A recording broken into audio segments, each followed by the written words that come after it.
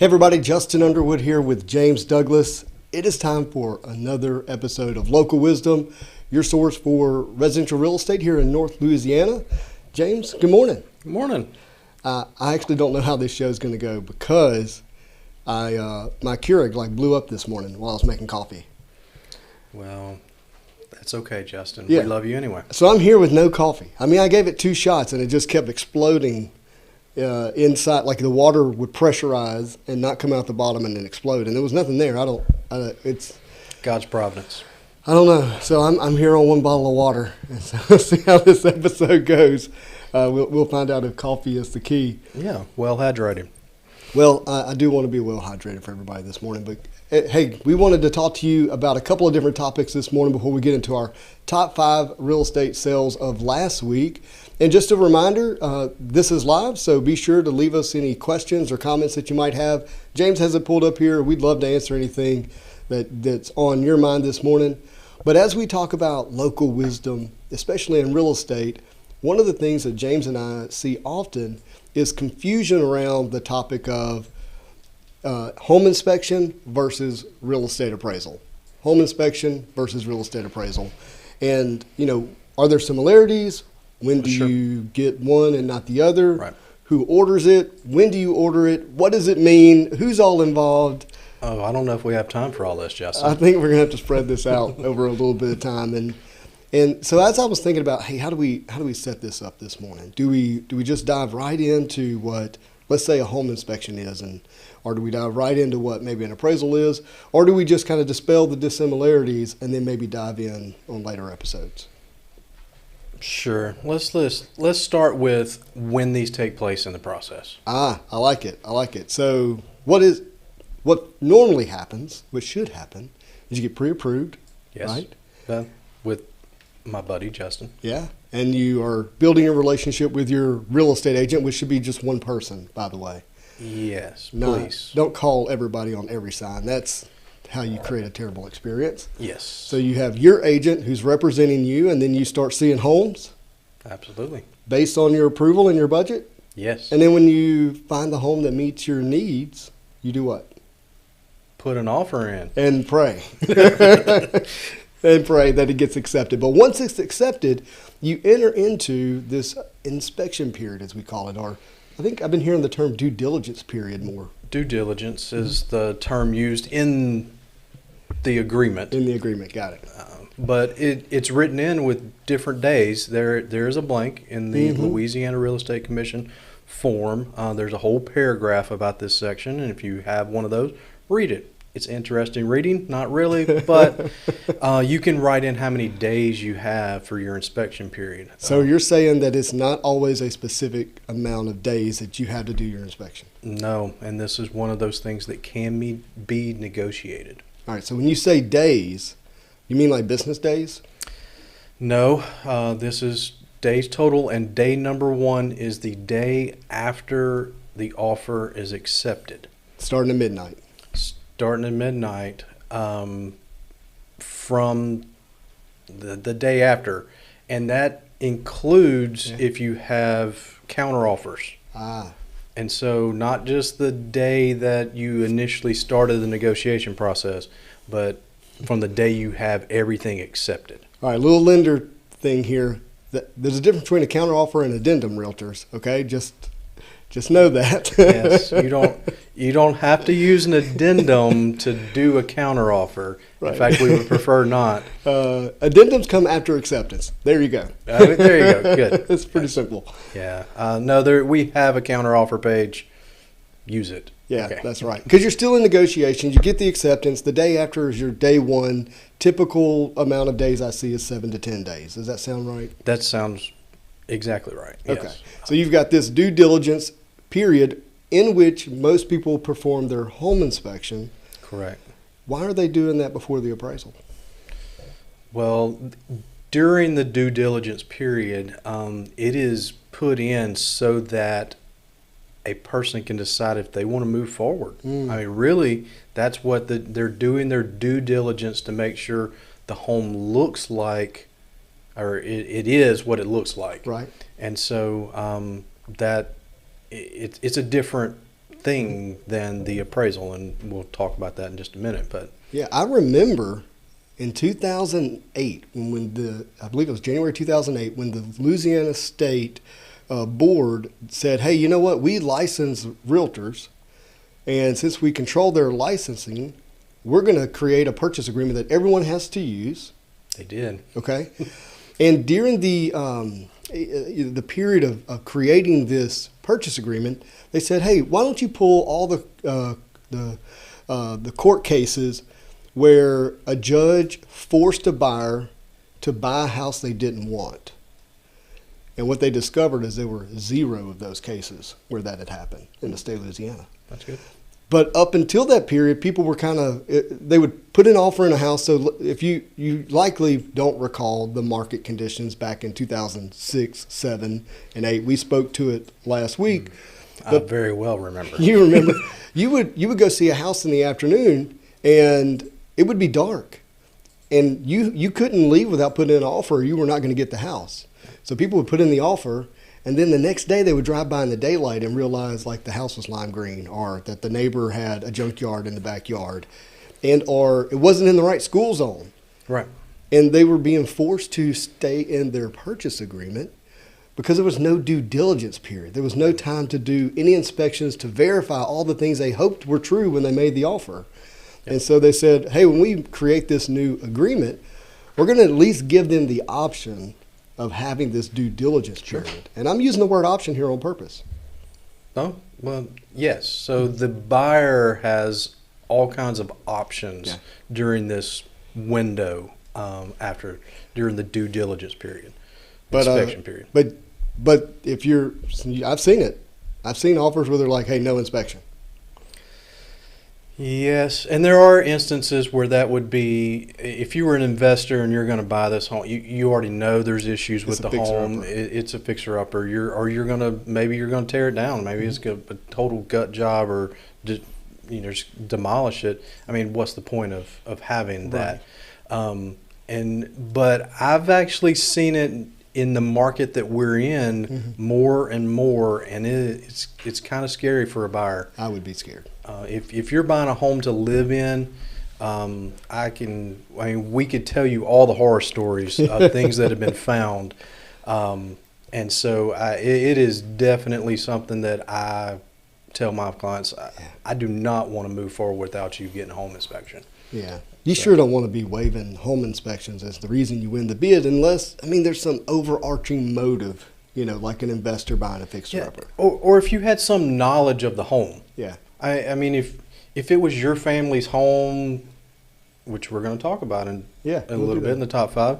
I mean, if you have some knowledge, there might not be, but even then, like you just don't know everything. From visual inspection, just doesn't uncover everything. So we're ordering the home inspection first, and I say we. I'm actually pointing to you and the borrower because the lender is not involved in the home inspection at all. 0 involvement. Does not even want a copy of the home inspection. I don't even want to hear about it. Yes. And please, for the love of all things, don't email it to me. And surely don't email it to a processor. Okay, don't do it. Because I have seen that get uploaded into the loan software, and once they see it, it's really hard to unsee things.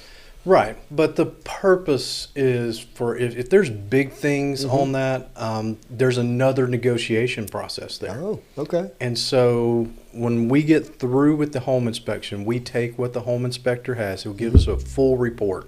And, it may be 150 pages of pictures and dialogue about everything that they've seen. And we'll take some of that and decide, is there something here we need to ask the seller to handle before we move forward? And typically you're talking about what? Safety issues?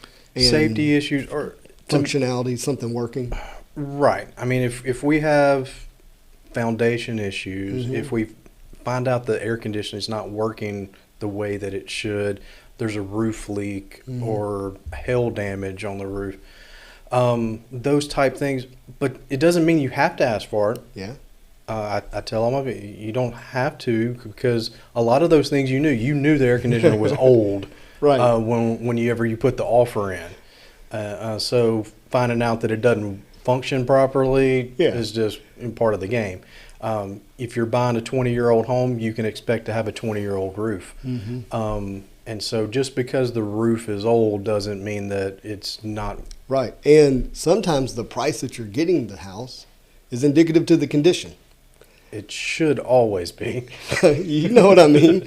Right. And because it's indicative of the condition, when you're responding to your home inspection, you got to put some, as a buyer, you have to put some thought into that. Yes. And then in reverse, as a seller, if you're selling a house that's like, hey, totally renovated, all things new, and then there's issues, as a seller, like, hey, you know what, I probably need to make this as I advertised it.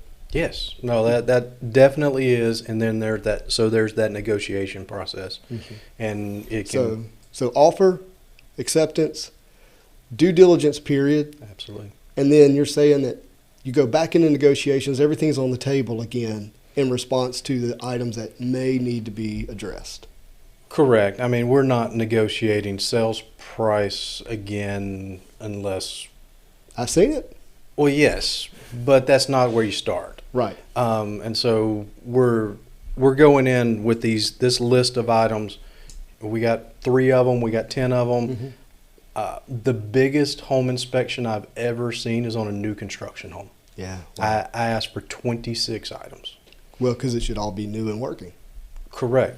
And a lot of times with the way they're putting up houses now, like they're having to put them up quickly. And so there were some things overlooked. I want to focus in on what James just said. He orders a home inspection on new construction. Every time. I think that's important. And I've seen where I think people thought, well, it's new. Yeah, and with the new construction, you do have a warranty, but fix it before you get there. Yeah. I mean, the last new construction home that I sold a few months ago, it turned out it had water leaks. They put a nail through, and you've had this. It's on my own house, yes. Yes, and luckily this was not in a wall. It was in the attic, but it bubbling out of the ceiling kind of thing. And kitchen sinks just weren't put together right. They didn't even put a couple of pieces of the flooring down all the way. And so light switches, 3-way switches weren't put in. They were put in, he told me backwards, but that didn't make sense. They just weren't working. Yeah. And so, but they fixed it all. Yeah. Every single thing they fixed because it's what it was supposed to be. Well, thank goodness for your home inspection.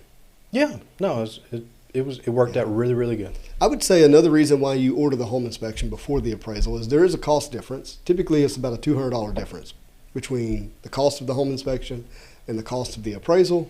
Yep. The home inspection being cheaper. Therefore, if you're going to spend money first, spend it on the home inspection to see if you're moving forward before you spend it on the appraisal to see if you're moving forward. Yeah. I'd hate to see somebody spend the $550 on the appraisal and then spend another $350 on the home inspection and then decide they're not buying it and now they're out all of it. Right. And the appraisal process is considerably longer. Yes. So the home inspection process is a few hours within 24 hours, I usually have the report back. They usually go over the house, depending on the inspector and the size of the home, 2 to 4 hours. And then they'll do a walkthrough with you. Most of my home inspectors like to have the buyer with them, show them all of these things, and then give them the report thereafter. So when it comes to the home inspection, the why behind it is, hey, well, I could go look at it myself, but are you going to actually plug in every plug outlet, run the dishwasher, turn on every light, crawl through the attic, walk underneath the house, crawl underneath the house if it's on the pier and beam? Are you going to walk the roof? Walk the roof. Are you going to do this? And do you have at least a minimum level of expertise in all of those areas? Well, we like to pretend we do, but no. Sure. I mean, the answer is no. Yeah. Right. I mean, they are trained to look at all of these different areas, and I've had them find out, hey, the dishwasher's never been turned on. Wow. It was never hooked up. Eat out the whole time? Never plugged in. Like they just didn't wire it in. They've never used the dishwasher. Brand spanking new, which was great. It worked out. Yeah. Because it worked. But Yeah, that would have been a tough, hey, we're in our new home. Let's have dinner. Let's what? No. No. And then find out that it just wasn't ever wired in. Yeah, so you're really buying time and you're buying expertise. And a home inspector has what I'd like to call working knowledge. And they certainly may be an expert in one of these fields, whether it be HVAC, electrical, plumbing. They may be, and I've seen it. Yeah. But they do have working knowledge and they're trained as an inspector. But generally, when there's a major issue, they're going to point you to an expert. Correct. Yeah, if we have something with one of the major systems in the home, foundation issues, that kind of thing, they're going to point at it and say, you need an engineer, you need an HVAC guy, you need an electrician, whatever the case is. So they're saying, my job is to point it out. It's someone else's job to tell you how to fix it. Correct. Yeah. No, and that happens very, very often. So have you seen where someone's like, you know what? Bypass home inspection. Let me get my contractor, HVAC, electrical guy, and plumber out here. That would be awesome. But getting all of those guys in a time frame to do the due diligence period is pretty tough most of the time. Another reason to hire a licensed home inspector. Right. And for what is, in my mind, a minimum fee, we can get the total package quickly and then determine if we need to find somebody else to come in. You said package, and you said renegotiate. And this gives you something in hand to deliver to the seller. Yes. That has some weight to it to say, I'm not just picking on the house. Like, Right, we had an expert look at it. Yeah, we had a third party look at this. And so that's a big deal. And it's supposed to accompany when we do hand over the inspection report, like we're supposed to add those pictures. We're supposed to add that support to those things. So most of the time it's not a problem for sellers. Most people want to sell their home in a livable condition. And that's typically what those inspection items are, livability issues. Perfect. Well, there's a lot more to cover with home inspections. We didn't even touch on appraisals. We're going to do that in the following episode.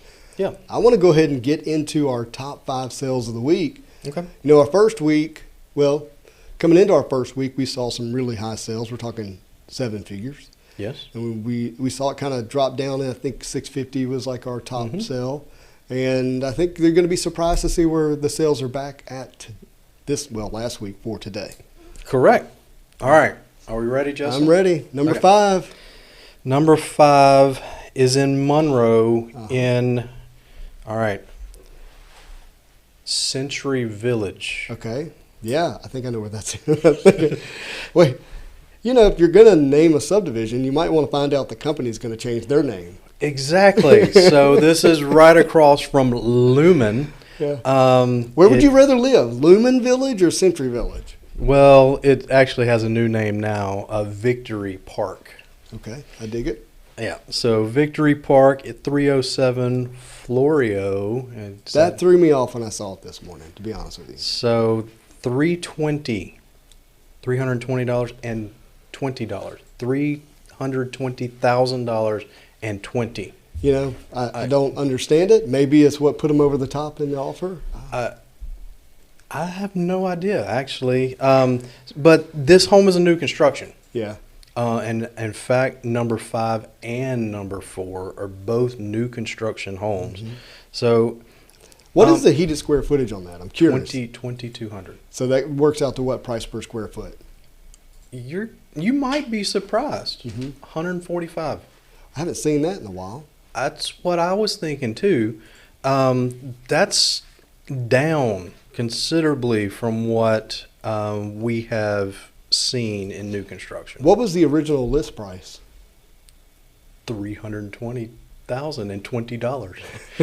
It's sold for exactly what it listed for, Justin. Okay, so that builder got what they wanted, is what it sounds like, and that's that would I'm thinking like an appraiser would here. It's like, okay, that's price per square foot appears to be low compared to what I may have been seeing. I'm not saying that's true for that. And yeah, they were just trying to get to 145 a foot. They got what they wanted. So, that's what they wanted. I am surprised at that heated square foot because the second number 4. Well, real quick, because Yeah. if you told me you had $145 a square foot to spend and you had to buy the land and build the house, I would tell you probably can't do it. That's why I'm Sure. responding this way. Yeah, no, go find you a contractor to build you a home for this. And include the land. Include the land, Site prep and all that stuff. I believe whoever bought this home got themselves a nice home with a pretty Fair good deal. price, yeah. Yes, I like that. very fair price. But this next one comes in at $160 a foot. Okay, we're getting back to where That's much more what we've seen here in the Mm-hmm. last couple of weeks. But it's on our Old Sterlington Road, 928 Old Sterlington. In Sterlington, $375,000. Got it. Got it. Got it in That's- the top 5. That's what it did. That's number 4. Yes. There is one house that didn't make it into the top that's going to go in between here, but they listed it late, and I'm going to tell you why. I'm going to put it right before number 1. Okay. In a We'll do minute. But it would actually fall right here. It's sold for this. But Old Sterlington Road, great house, 2,300 square feet. It's nice home. New construction also. Yeah. Digs in place. So there you go. Number Trace. 30. Who would not want to live on Lover's Lane? A single person. Maybe a single person would want to, Justin. Yeah, I guess it depends on how you look at it. Maybe that's what they're looking for. They've been looking for love in all the wrong places. 2803 Lover's Lane. And where is that? It's in Ruston, right? That's in Ruston, yes. There may be a Lover's There's Lane. There's a Love Road or Drive in West Monroe, Yes, right off of Arkansas. but I don't think there's a Lovers. Lover's Lane. Okay. Explains a lot. All right. So this is in Tanglewood, not our Tanglewood. So $599,000. Holy smokes, we jumped from A lot. 375. We just skipped all the 400s. All of them. And And- almost the 500s. Almost the 500s. But this is a 3,400 square foot home. Okay, we got a big house. And we talked about price per square footage. This home is $174,000 and built in 1982. What kind of land? 2 acres. It's in the right spot, I guess. 2 acres and Well, north of the interstate. It's off of Ruston. Highway 33. Yes. No, I'm sorry. It's off of 167. 167. It's in the right spot of Ruston. Yes. No, and 2 acres, that's a significant Yes. piece of land for that. So, but it's still 3,400 square foot. It's a Made them pay big for home. it. They did. But it's nice. Swimming pool. One day this summer, we're going to talk about swimming pools. Okay. I'm down. And that's going to be a Big topic. it'd be interesting, I think, for some people. I get asked about pools all the time. Yeah. And they add almost no value. Stop. Don't listen to him. I mean, Justin just put a pool in last year, so We're going to pump up pools. Yes. They do add value, just not as much as what you paid for them. There we go. And, all right, number 2. Number 2. Let's do it. This is on Winfield Road out in West Monroe. I know it well. I bet, yeah, no, you do know it well. 647 Winfield Road, and it's sold for $445,000 less than what it was listed for. It feels like a beating. $850,000. Okay, so I knew this sale was coming on the list when James sent it to me, so I knew it was coming. And I know this property. If you're on New Natchitoches and you're driving, let's say, east, and you look off to your right, Okay. you'll see this. You'll catch a glimpse of a beautiful structure, which is a barn. And this is a bit of a horse farm, as I understand it, and have been told in the past. But I remember 43 acres. 43 acres, and I remember looking at this as a comparable sale back in the day. And when I say back in the day, we're talking 2008. And the previous sale of this property was $1,150,000. And that was in 2008. In 2008, so 12 years later, 14 years later, what did it sell for? 850. And when I say 14 years later, almost to the day, June 2008, Right. June 2022. Where do I live? And so Justin doesn't have to keep this information in his head. We have the tax assessor's Yep. website that you can look this information up. It's all public data. Yeah. And so while Justin did remember a lot of this, I was pretty close. he could verify. He verified this on the tax assessor's I site. did. And James, we saw something pretty telling when we looked at the tax assessor. Yes. So this particular sale was not your normal sale. Yeah, quite possibly. So when you see something that sells for less than it did before, you're trying to determine is the market down? Right. And so you have to look at the conditions of sale, meaning the condition of the property. Did it sell with all the acreage this time compared to last time? Things like that. Sure. And it did. It sold in basically the same format that it did in 2008. Mm-hmm.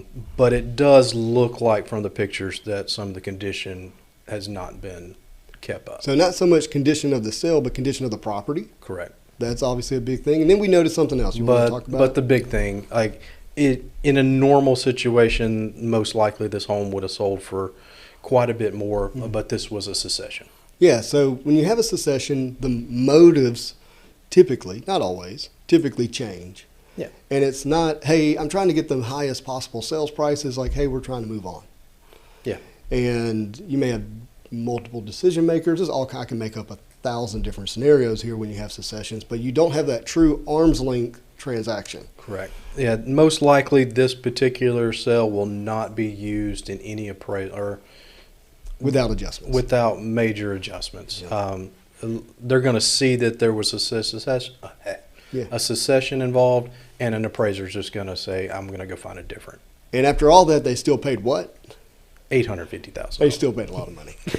But it's 43 acres horse farm in West Monroe. Like, Yeah, not far from Lanyard's vineyard.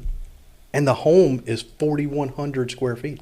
That's good and bad, because if it's dilapidated in any way, it's a lot of money to fix it up. Correct. Well, this has other structures on it besides the home too. Yeah. And so, but if you just want to look at price per square footage, that's $204 a foot. Yeah. Well, when you have 43 acres, there you go. Okay. All right. Number one.